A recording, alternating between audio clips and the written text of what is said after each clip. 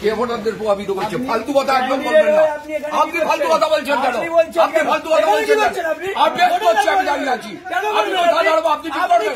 আমি কোথায় দাঁড়াবো? আপনি ঠিক করবেন। আপনি কে?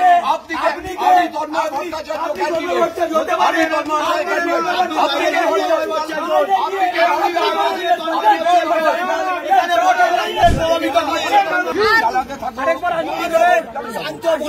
উত্তপ্ত করতে আসবেন না। আরে এখনো তো মারের 12 বছরই ভাই, এখনো তো কাকে মারলাম?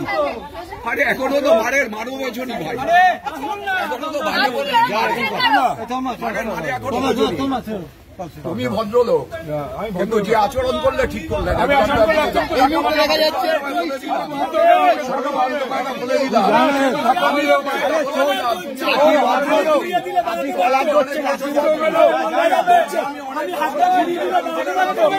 আমি সাধারণভাবে প্রার্থী হিসাবে যেমন সব বুথ ঘুরে বেড়ানোর কথা তেমন সব বুথ ঘুরে বেড়াচ্ছি। এখানকার শেষ বুথটা থেকে আমি যখন বেরোচ্ছি তখন আমার একটি মানে এই অঞ্চলে আমার পার্টির নেতা, তার মেয়ে ওখানে দাঁড়িয়েছিল।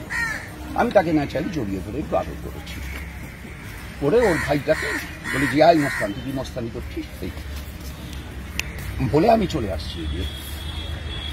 এর মধ্যে হঠাৎ আপনি ভোটারদের প্রভাবিত করছেন। ভোটারদের এই তৃণমূলের কাউন্সিলর মেজো থানমান, ভালো নাম আমি জানি না, কাউন্সিলর নেতৃত্বে এগুলো সব হচ্ছে। এবার কাউন্সিলর এবং তার সঙ্গে তৃণমূলের বাকি বাহিনী, মেজো থানমান ভালো নাম, সুশান্ত মজুমদার, শান্তনু মজুমদার, মেজো বলে তার সে পরিচিত।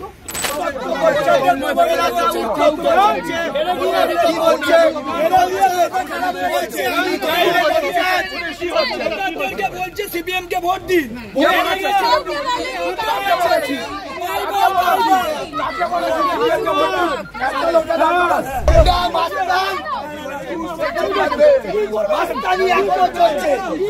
এখনো মাস্তানি চলছে, এত বয়স কি করে